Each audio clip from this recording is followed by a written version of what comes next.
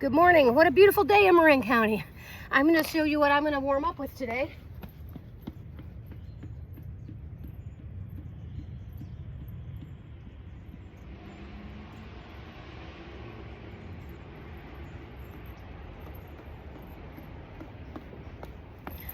I'll be honest, I already did 10 of those. The 11th one was a lot easier. My body was a little in shock when I first started. So don't give up on the first round if you find something is really difficult. Okay, so you can either do that, or that's great if you have stairs at home. It's such an opportunity to work out and stay in shape. But otherwise, you can just do this. You can go slow, and then you can add some speed to make it a little bit more athletically challenging, and also maybe a little bit more interesting. So you can do like 5 slow, make a little routine out of it,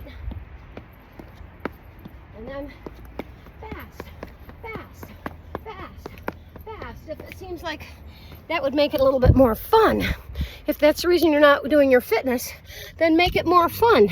Be creative. Figure it out. Don't use it as an excuse. Okay, so then you can also do alternating knees, right? Alternating knees. So you're getting a little bit of core involved, stretching out my oblique. You want to stay tall, not bend over down to your knee. Just bring the leg up towards the knee. It doesn't have to touch. Okay, so you're just doing something real simple like that. Okay, so that's an option. Look at this one, just a little forward lunge.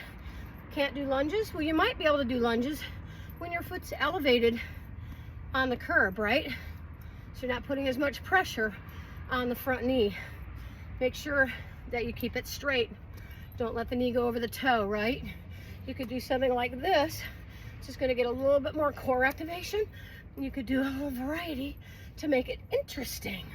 So here you can open up your shoulder, get warmed up for the upper body and your upper back. Okay, so the other option would be to just do some pulses like this, keeping it more stationary, not as much activity, right? So stationary. What I really like, which is a little challenging, might not be your cup of tea or where you're starting from. But you know what? You can do it enough, and guess what? You're going to get better. So the other option is to do like a reverse lunge. What that does is it really gives a nice stretch on the hip flexor, right? So that's a lovely option. And again, you can get the arms involved, going straight over. You could just do one arm at a time. Just make sure that your alignment is good. So think about your hip to your knee to your heel. It's all a relatively straight line. If you have some difficulty doing that, you may have some extra tightness either in the inner or the abductors in the outer thigh or the inner thigh. So keep that in mind. So that's an option.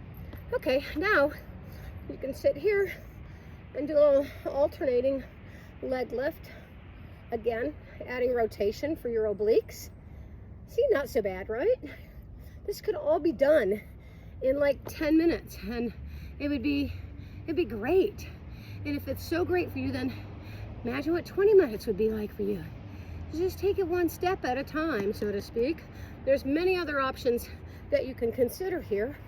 The little tucks, to be a little mindful about the back, so keep your chest out. Back's really flat, right? Not rounding. If it hurts your back, then just do one foot at a time. Otherwise, stick with this if you can. Work up to it. Don't let it scare you off, because you really have to get in shape, right? Okay, so I'm going to do one more thing, which of course is a little more challenging. You have to make sure that your shoulders warmed up.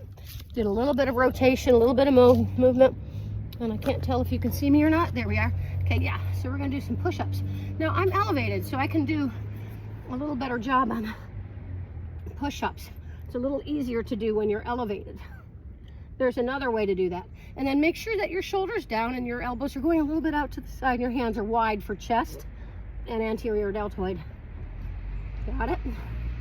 And then to take a little break in between, you could do like a little plank or some mountain climbers. If you don't know what those are, I will direct the camera that way. I'll go up on the next level. And so your mountain climber is going to be like these guys, right? You can either be on your elbows or it can be up on your hands. When you're on your hands, it's a little easier as far as the core is concerned. That's right. Okay, and then you could do thread the needle, and you're going to incorporate again the obliques. You can do grasshopper, and that helps to stretch out the inner thigh too. There's so many things you can do as opposed to being sedentary, because we all know it's not good for us to be sedentary.